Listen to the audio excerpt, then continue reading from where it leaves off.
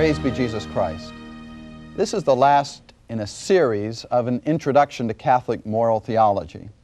It's only been able to be an introduction. We've had to cover things rather cursorily and haven't been able to go into them in great depth, but we hope that it's whetted your appetite so that you might come back for other programming in greater depth.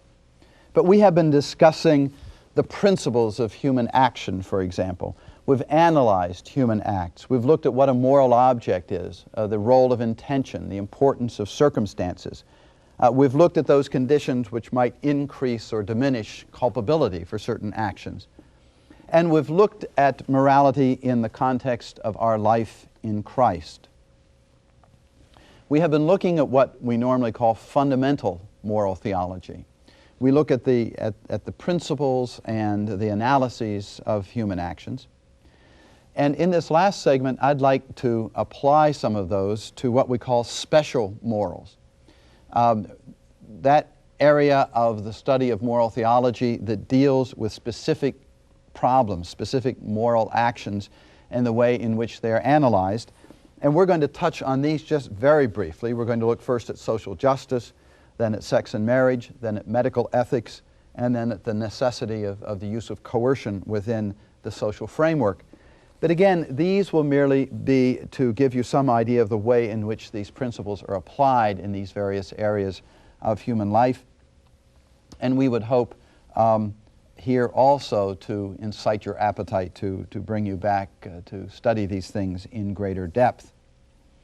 Now, we have looked at the moral life in terms of it being teleological, as being ordered toward ends. And the first area that I'd like to look at briefly is that of social justice. Now, we know that justice is defined as rendering to each his due. That's a very classical definition of justice. It's hardly exclusive to the Catholic Church. But we see right away that it directs us toward other people, that it concerns the other and our relationship to the other. Our Holy Father, when he started his pontificate, issued his first encyclical under the title of Redemptor Hominis, Christ the Redeemer of Man. And our Holy Father said that in his pontificate, he wanted to hold up man as a great value. He wanted to build his pontificate around the dignity of man. Our Holy Father had lived in a frightfully immoral, disordered social setting. He had lived in Poland under the regime of the Nazis, and he later had to live in Poland under the regime of the communists. And both of these ideologies did not respect the inherent dignity and worth of the human person. So our Father has been deeply concerned about social justice issues because he has seen such violence that has been done to the human person in our own day. And individuals have the right to have themselves treated with regard to the worth and dignity which is inherently theirs by virtue of their having been created in the image and likeness of God. All of us are able to say certain things are my due in justice because I have been created by God, that I have been destined for a life of morality, and I have been destined for life with Him. This is why we render to each his due, because we can all make a rightful claim to what is ours. But as we render to one another what is our due, we do so for a purpose. We see that social life is ultimately ordered toward the common good. We had said our approach to morality is basically a teleological one. And the end of social justice, the purpose and goal of social justice, is the common good. This is absolutely essential to Catholic social doctrine. The concept of the common good says that a juridical framework must be provided and an economic and social order has to be provided so that individuals will have sufficient opportunity to act in accord with their own nature, which is as free, rational human beings, so that they can seek and pursue their own fulfillment and their own happiness. So the common good describes that condition in which human beings are living together in peace and harmony so that they might seek their own flourishing, and as they flourish can seek the common good of everyone else as well. Now, what's absolutely essential for our attaining the common good is a recognition of the fact that there is an objective moral order.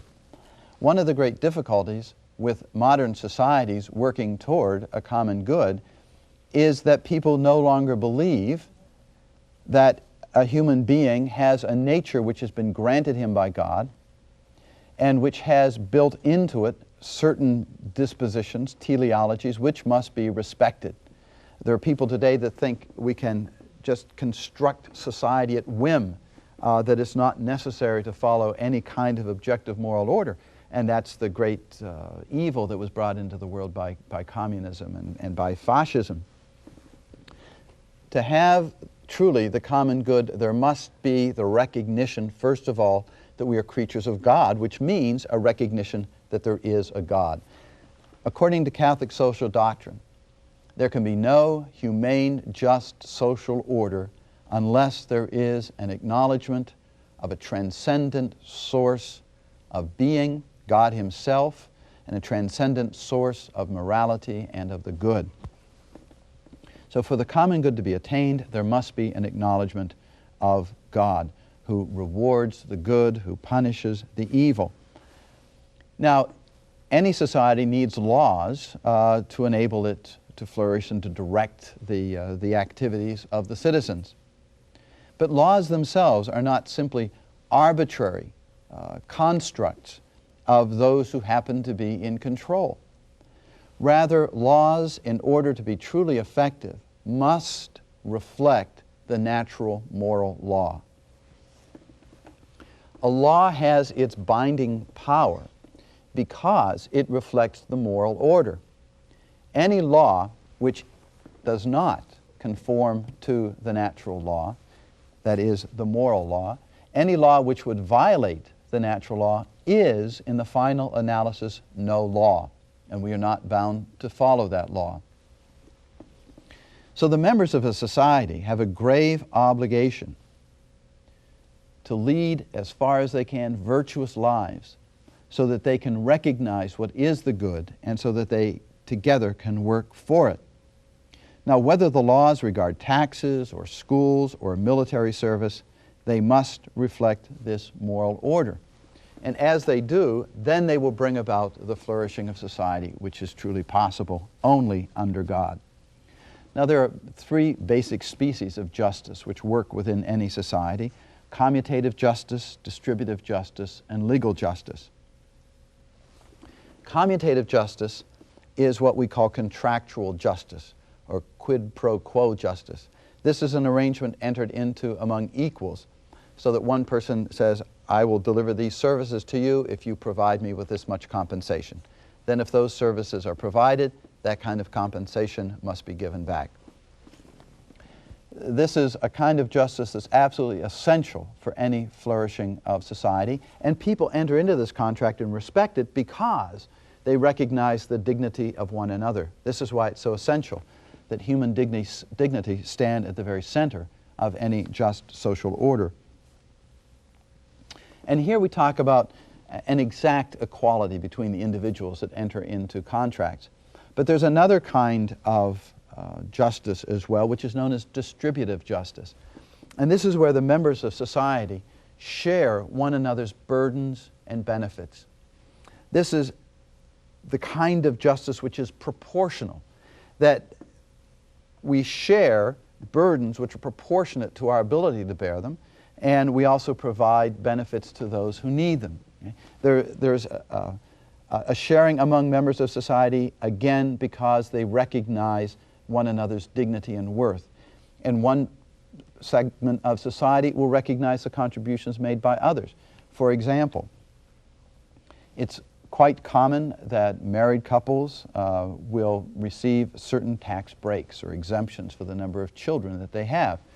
The reason society does this is because they recognize that this married couple is assuming additional burdens in bearing and rearing children for the common good, and so to help them bear those burdens for the sake of the larger community, fewer taxes are required of them. And it's a way in which society says, We appreciate what you're doing for us. We want to help you because it's ultimately going to serve us as well.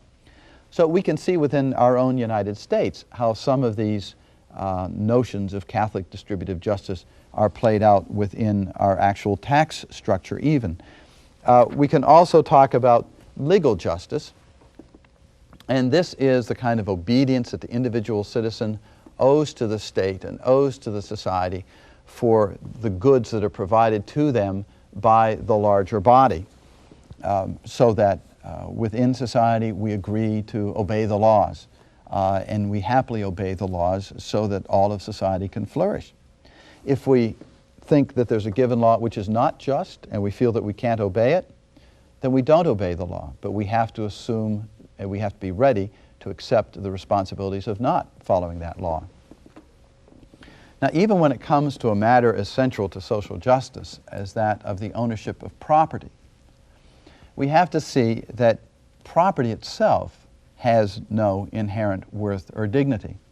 Again, our Holy Father has written a number of social encyclicals, Laborum Exercens, Centesimus Annus, that deal with social justice questions in the matter of the use of private property.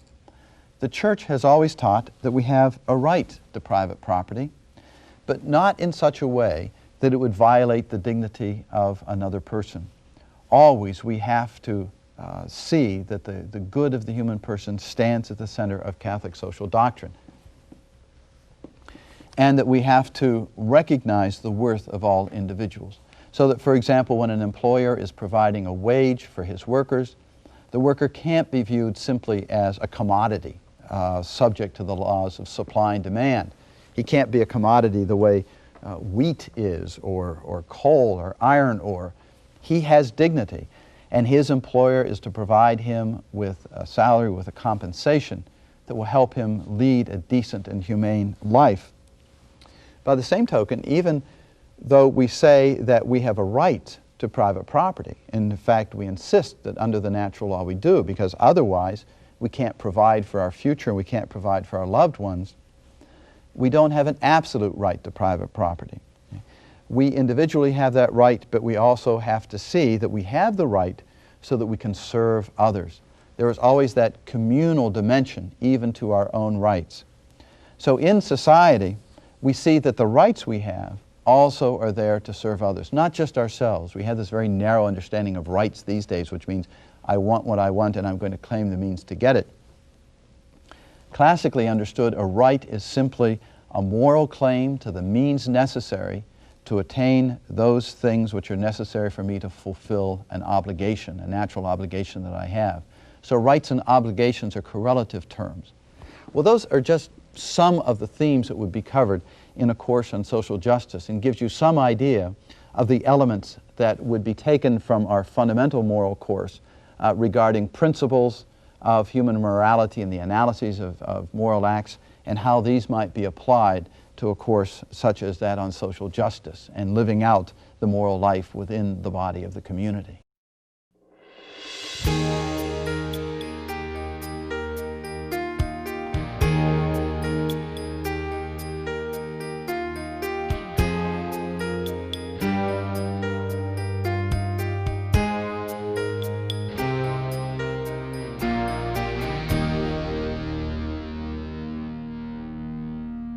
As we do this brief overview of what might be called special morals, we want to look at the way in which the Catholic approach to the moral life is not one of legalism and of restraint imposed by arbitrary laws placed upon us by someone else.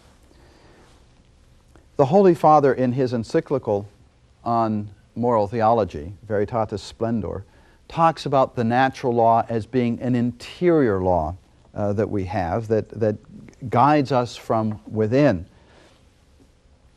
In this segment, I'd like to look very briefly at the area of sex and marriage. All of us are sexual beings. None of us can avoid the radical implications of being either male or female, because this is the way in which God has created us.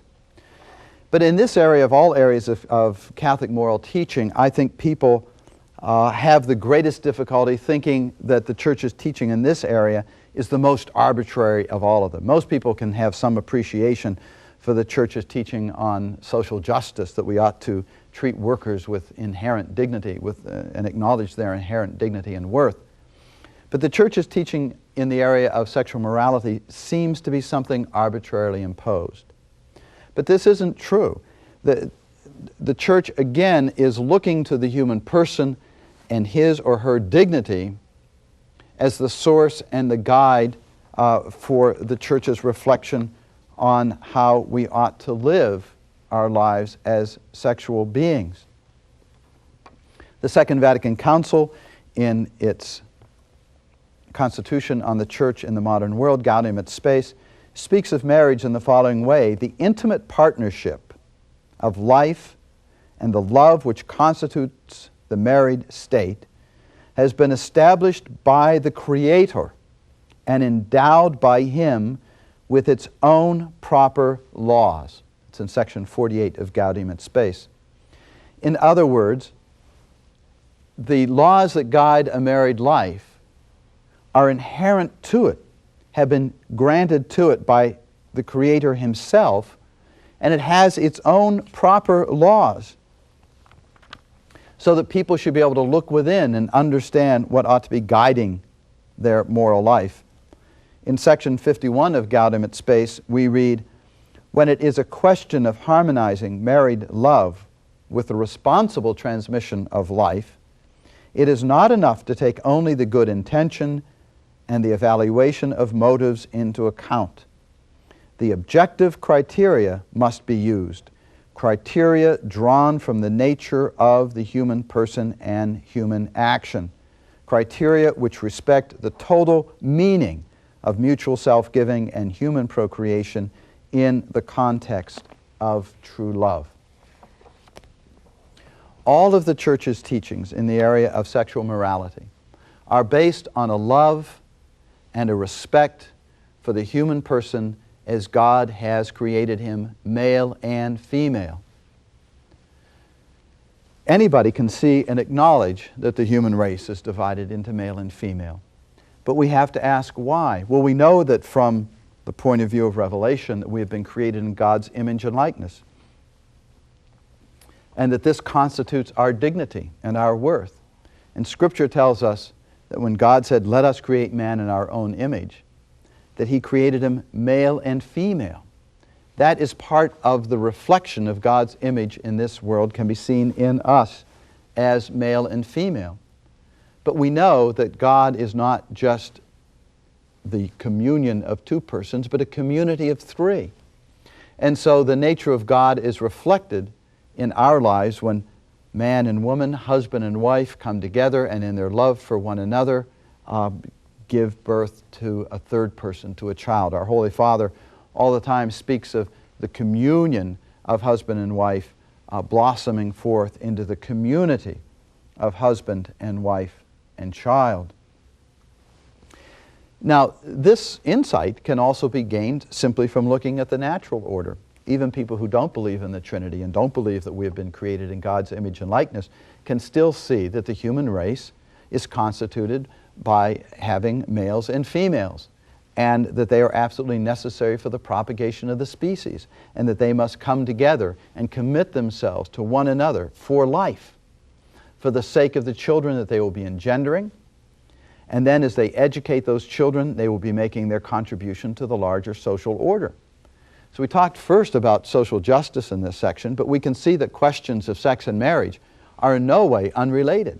In fact, they are very much tied up with a sound understanding of social justice, because the family, after all, constitutes the basic unit of society. Church teaches that not individuals do, but the family constitutes the basic unit of society. So if we see that our sexuality of its nature, even on the natural order, is ordered toward men and women coming together in union, engendering children, establishing families, building societies, perpetuating the species, building for the future, we have to see that through the use of natural reason alone, that there are certain kinds of acts which ought to be excluded, ought to be precluded. There's nothing arbitrary here about the Church's teaching on sexual morality. We know that when men and women come together and copulate, children are usually the result. And this is why one of the reasons why the Church has always insisted that copulation, intercourse, must be restricted to marriage, because children result from it. Children are a great good.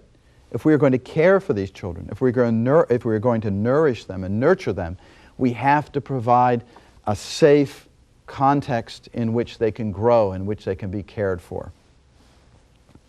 So we can see, even on the natural order, that if we are going to engage in that act, which of its nature is apt for the generation of children, is ordered toward the generation of children, then we must first, a man and woman, commit one another to a common task of establishing a family and of raising children for their own good, for the good of the parents, and for the good of society.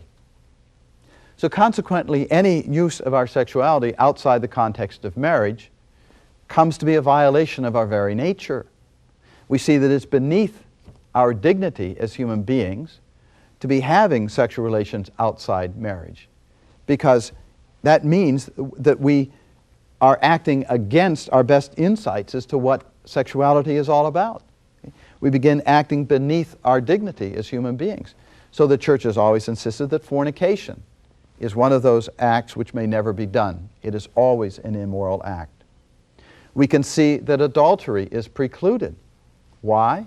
Because it does violence to the good of my spouse. An act of adultery is a profound act of injustice against one's spouse. It's an act of injustice against the one with whom we have committed adultery. It's an act of injustice against the children.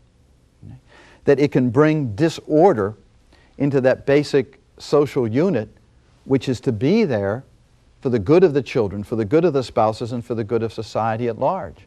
So again, we can see that adultery itself is unreasonable. Contraception, as we were saying earlier, always involves some action other than the marital act. And this action, whether it's using a condom or a diaphragm or foam, but this other action other than the conjugal act, the marital act, is an act which is ordered against the realization of the good, that is, the good of a child, which is inherent within marital intercourse. So again, it denies, if you will, the very meaning of the marital act by acting against it. Okay? Whereas natural family planning, as we were saying, merely avoids positing any kind of act against the good of the child, which is inherent within it. We see also in this analysis that homosexual acts would be beneath the dignity of the human person. Because whether we are homosexuals or not, whether we are men or women, we see that we, in our sexuality, are ordered toward members of the opposite sex for the purpose of engendering children and establishing families. Homosexuals might want to have a family, but they come together, they can't engender children. Okay? It requires gametes from a man, a gamete from a man, a reproductive cell, and a reproductive cell from the woman, a gamete from the woman. These have to be brought together in order for a child to be engendered. And as a child is engendered from the expression of love between a husband and a wife, the child comes into the world and binds them even more closely together as husband and wife, as the deepest and best of friends.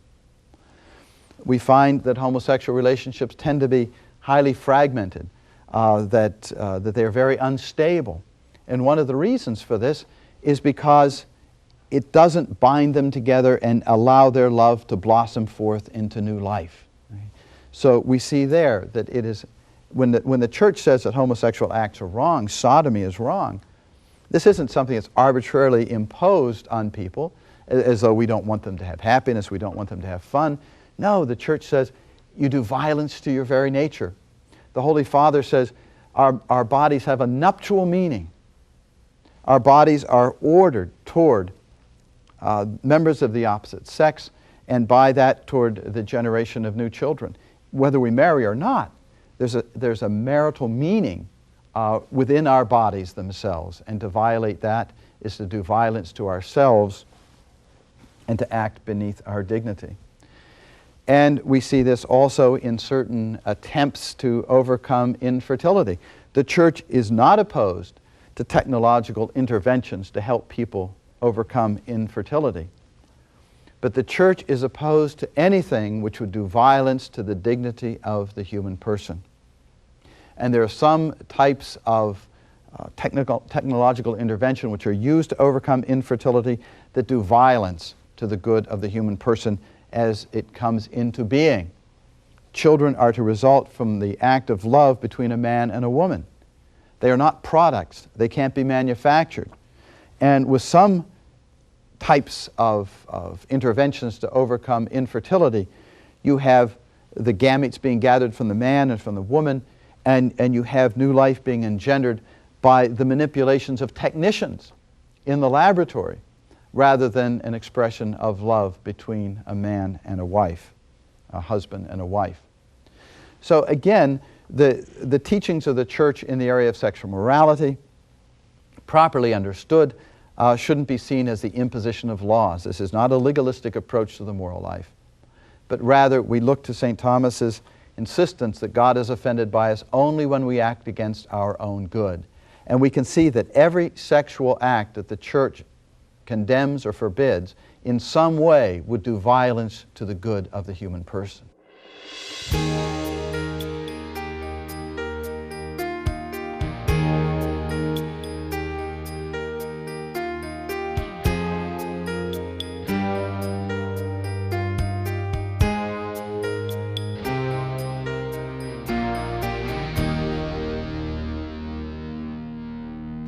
You know, if we look very briefly in the area of medical ethics as well, we will see that the Church's teaching is consistent, it's humane, it's natural, and it isn't anything which people should have difficulty accepting. There's nothing arbitrary about it.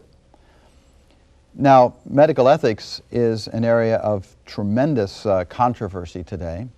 And I must say that there are developments within the area of medical ethics that the Church must reflect on very carefully, because some of these developments are very, very complex. The Church doesn't rush to judgment on the morality or immorality of certain procedures.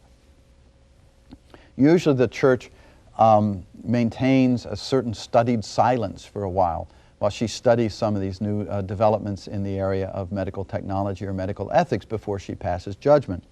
But of course, once she has passed judgment, once the magisterium has spoken on these questions, then for Catholics they should be settled. But they shouldn't be at odds with the insights that can be gained from the use of natural reason itself.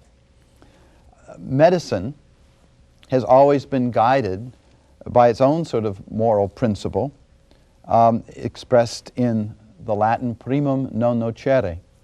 First of all, do no harm. If there's to be a guiding principle for medicine, as I say, this is derived from their own discipline, not from Catholic moral theology, it is, first of all, do no harm. What is the end of the art of medicine anyway? It's to preserve people's health, and it's to heal them when they have become broken, when they have become sick.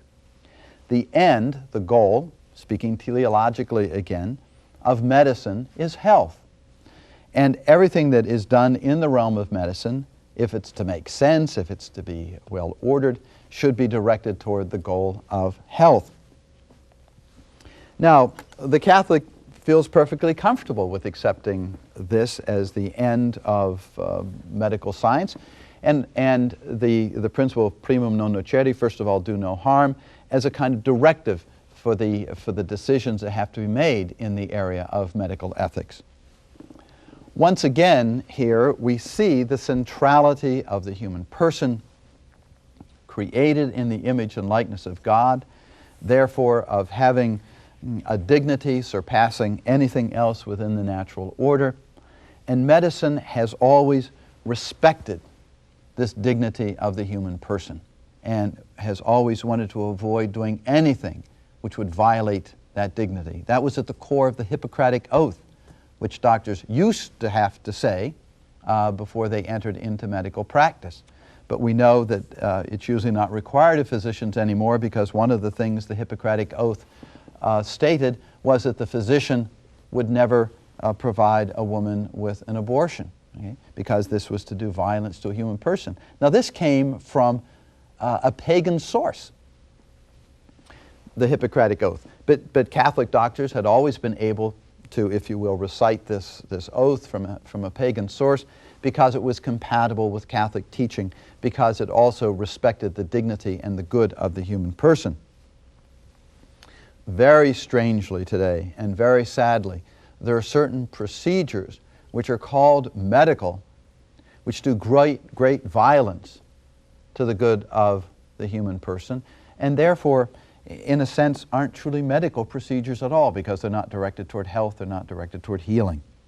And of course, the one which comes immediately to mind is abortion. How can we call this a medical procedure when a physician is directly assaulting the life of an innocent human being, when a child is being ripped from its mother's womb? This isn't healing.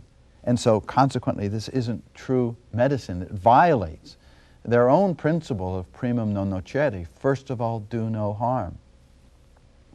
Regrettably, in our society, we also see the growing cry for physician-assisted suicide. Physician-assisted suicide also would not be an act of healing. It would not be a true medical act. In fact, anyone could help another person commit suicide. Why does it have to be physician-assisted suicide? The only reason is because a physician has certain skills that will help him know the effects of certain drugs, and how quickly they will work on the body, and how much has to be ingested in order for them to have their deadly effects. But this couldn't be seen as a medical procedure at all, in any way, because it is really helping to bring about death, not healing and not curing of illness. Okay? So it is the dignity of the human person that stands at the center of medical practice, and also all of the advances in medical technology ought to be ordered toward the healing and the restoration of human health. And the patient, as the citizen stands at the center of social justice, and society exists for the sake of the individual citizen, even so in medicine. Medicine exists for the sake of the patient. Okay?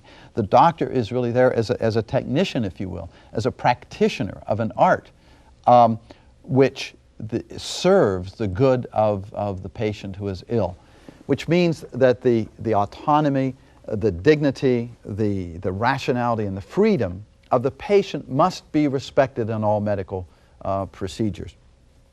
And that's why medicine has always insisted that if a physician wants to do something to a person, he has to have that person's informed consent. The person needs to be given all of the facts about the procedure, about the technique, about the operation, whatever it is, so that the patient can make his or her own decision and assume his or her own responsibility for what is about to occur. And then they give the physician the permission to go ahead or not to go ahead. And this is why we also insist on proxy consent, for example, for children who are not able to make choices on their own behalf. Traditionally, we go to the parents of the child who is ill, and the child can't make his own decision, and so the parents are asked to make the decision on behalf of the child, but only for those procedures which will lead to the health and the flourishing and the healing of that child. This is also the case when people become, at the end of their lives, incompetent. Maybe they slip into some kind of coma in which they're unable to exercise their human qualities of reason and freedom. And so the physician goes to those who are closest to the person who is ill, to a spouse, to the children of this person, and say, you knew this person best, you were closest to this person, what kind of decisions do you think this person would be making in this situation? Help us. Okay? And so they provide proxy consent on behalf of the person who is now incompetent with regard to the procedures and the medical practices that might be used. Now, unfortunately, we're losing sight of the importance of the dignity of the human person and why these procedures were always required in the past. They were always required for the good of the human person. There's now a practice in Holland in which parents are presuming to make decisions on behalf of newborns who are born with some kind of medical problem. The newborn might be defective in some way physically. The defect might be able to be overcome relatively easily, and so physicians are going to the parents and say, should we do this simple procedure which would correct this defect in your child? And the parents are now refusing to give consent and indeed allowing the child to die. Now, the consent was always supposed to be there to help bring about healing, okay, and to bring about human flourishing, never to help people die. We also find now with people in end-of-life situations, the question is, does medical science have to use all of its measures to keep a dying person alive? Well, again, the Catholic Church, recognizing the dignity of the human person and recognizing that all of us die and recognizing that our ultimate destiny is in the life to come, has always said, very reasonably, no, medical science does not have to do everything that's necessary to keep a person alive.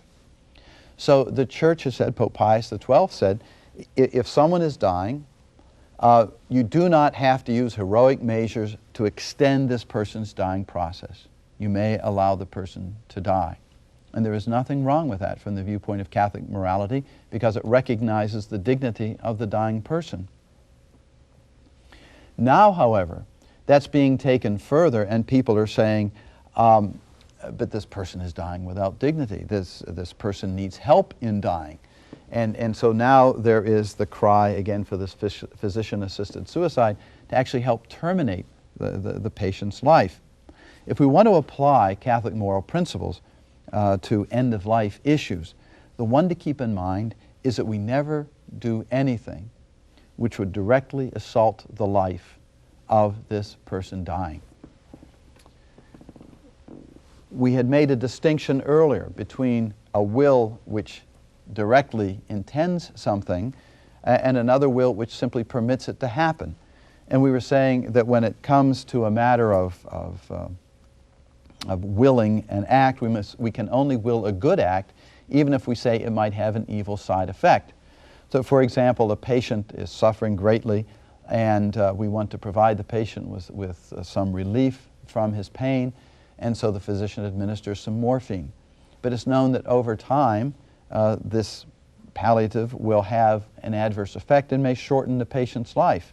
Well, in a case like that, we say that what we are directly willing is the relief of pain for this person. Even though we might foresee that one of the effects of this pain medication might be a shortening of that person's life, but that's not what we're willing. That's not what we're intending.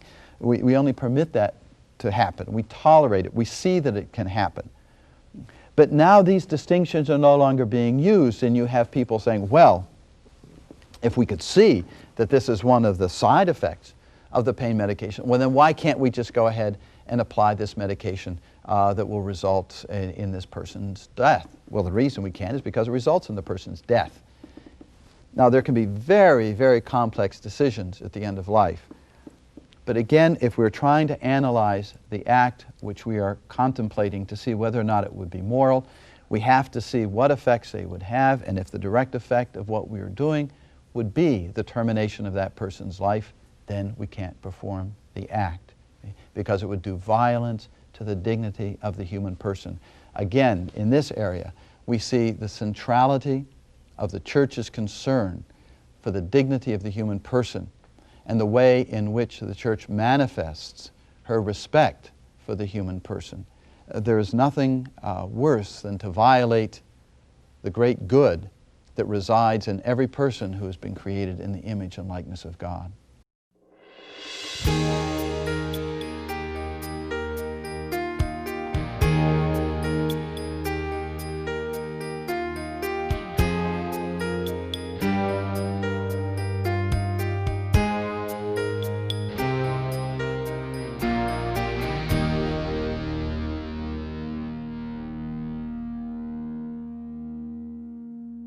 We have been trying to look at some of the ways in which the principles that we learned in fundamental Catholic morality can be applied in the area that we call special morals. And I'm just touching on these ever so lightly just to give an idea of the direction in which one would go with the principles that we've learned, and also to try to point out some areas of contemporary Catholic teaching that people think are contradictory or inconsistent or arbitrary. So we looked very briefly at social justice here today, at sex and marriage, at medical ethics. And now I'd like to just ever so briefly in this segment look at how Catholic moral principles can be applied to the question of the use of coercive force in society, because I find that this is also an area in which there is a lot of confusion. People think that because of the teachings of Jesus that we are to turn the other cheek when we've been struck by an enemy, or Jesus' teaching that we are to love our enemies, that there's no role whatsoever for the use of coercion in public life. However, this would not be consistent with Catholic teaching, and it's not inconsistent with what Jesus teaches us about loving our enemies. What Jesus is telling us is that we should never harbor any kind of hatred toward our enemies, even when we may have to defend ourselves against some assault from our enemy. That when we are struck, we might act for justice, that is, that justice be done, and indeed even object to being struck, as our Lord did when he was struck before the high priest, before his trial and execution. But in doing so, we don't harbor resentment or hatred toward the other person. That the only concern that we have is that justice be done, and not that we hope to see any kind of harm come to the other.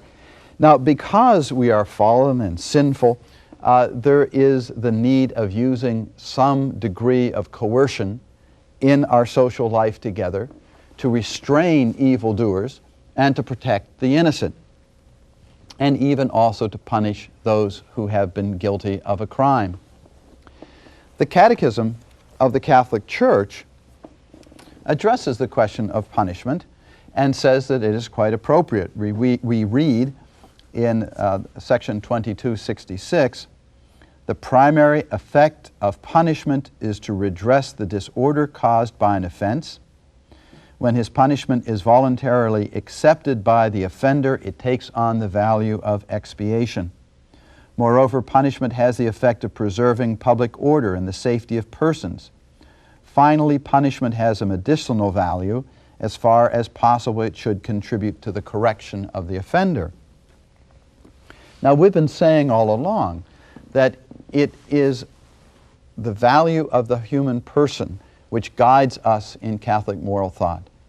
It is the dignity of the human person which must be respected in all of the choices which we make. And even when it comes to something like punishment or the use of coercion in a society, the dignity of the human person has to be respected. We use coercion, after all, to protect the innocent. It's because the innocent have dignity that we restrain evildoers from harming them. And it's because the evildoer has dignity that we punish him for what he has done. It's a way of saying to him, we recognize your free will, which constitutes your dignity as a human being. You have chosen to do this act, which has hurt the social order and inflicted pain and suffering on innocent people. And this punishment is an expression of, an acknowledgement of your freedom, okay, that you freely chose to do this act, and you must now bear the consequences of having done that act. Now, we see that it is sometimes very difficult to inflict a punishment on somebody because it looks as though we're hurting them. But if it's a just punishment properly applied, it doesn't hurt the person. Rather, as the Catechism tells us, it can be medicinal. It can help that person correct and reform his life. We really have to use the same kind of attitude that parents do when they punish a child. The child doesn't believe it when the parent says, "Son, this spanking is going to hurt me more than it will you." There's a real truth to what the parent is saying. The parent loves the child, and it's only because the parent loves the child that the parent is going to inflict the pain of the punishment. He's doing it because he loves the child. And it really does hurt the parent to have to do that. And in a just social order, this would also be true of those in authority. They don't want to have to inflict a penalty on someone who has violated the law and violated the just social order. But sometimes this has to be done for the good of society, for the sake of society, and also for the benefit of the person himself. So when we're talking about the state imposing punishment on someone, and this punishment is applied justly within a juridical order which is just, we can't talk about this as violence. You sometimes read theologians today using that term rather loosely and talking about the violence of the state when it is imposing a penalty. It's not violence, it's coercion, okay? And it's punishment, due punishment. And the Catechism even goes so far to say that the state at times can even impose the harshest of all penalties in cases of extreme gravity. The Catechism says even the death penalty itself. But the state can impose this only for the sake of the common good, and in a sense, for the sake of the person who is being punished himself. Okay? That the person has brought this penalty upon himself by the kind of acts that he has committed. We read in Paul's letter to the Romans that we are to respect civil authority because they are God's agent for the punishment of wicked doers, okay, and for the reward of the good. St. Paul quotes the Old Testament to the effect, "Vengeance is mine, saith the Lord." And then Paul just goes on in that letter and says, but the agent of God's vengeance, if you will, are the rulers. That the ruler wields the sword to punish evildoers and to protect the good. Now, this is possible only within a just social order, when we have just laws and we have generally virtuous people living out the social life. One of the bishops, as you all know, the bishops have called for the abolition of capital punishment in the United States today. The bishops aren't denying the fact that the state has this right. I mean, we see Scripture itself telling us that civil authority has that right. But the bishops are saying that in our own day, there is such disordered thinking about what constitutes justice that we can't have confidence that the state is going to be able to apply this penalty in any kind of just way. If we live in a society today which allows the direct taking of innocent human life in terms of the unborn, if there can be such a crass violation of the norm of justice day in and day out, and this is sanctioned by the state, how can we have any certitude that the state will be able to recognize the norms of justice when it might be called upon to impose capital punishment on an evildoer? So, as I say, the bishops today acknowledge that the state has the right to impose capital punishment, but says it ought not to exercise that right, should refrain from exercising that right out of concern that justice be done on all levels. So if punishment is used, and if coercive force is used in society, again, it is only out of regard for the dignity of the human person. And even if we look at the question of a just war, we see here that the Church would allow a war to take place and would allow Catholics to participate in a war only if it was being waged to protect the innocent. Okay? The Church recognizes that war is a terrible thing, but Catholics have never been pacifists in the sense of saying that it is always wrong in all times and in all places to bear arms against another. The Church says that we may at times bear arms against others if we must do so to protect the innocent. So once again, it's the dignity of the human person that guides the Church in its moral reflections on these matters. So the Church will say, well, if a conflict is coming, certain conditions have to be met in order for it to be morally licit. Okay? The cause has to be just. In other words, it has to be for the protection of the innocent. It has to be an act of self-defense against an unjust aggressor. Only rightful authority can bear it, because civil authority bears the authority of God Himself, and only civil authority can take us into war. All peaceful means of avoiding conflict must first of all be exhausted. Only just means can be used, which means that innocent people, non-combatants, can never be the object of an assault. Fifth condition is that there has to be a good chance of winning, because it would be pointless to go ahead and wage a war if there was never any hope of winning it. Then there would just be the useless loss of human life.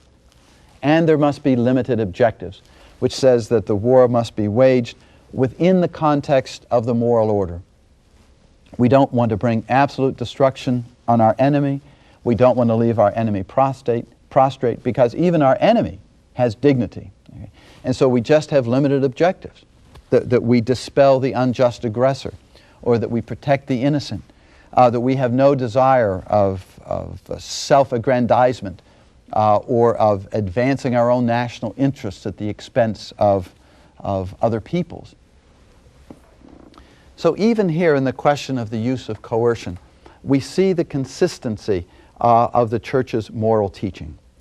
Again, the Church never imposes arbitrary rules on people. Rather, the moral teaching of the Catholic Church arises from its love for every single individual who has been created in the image and the likeness of God.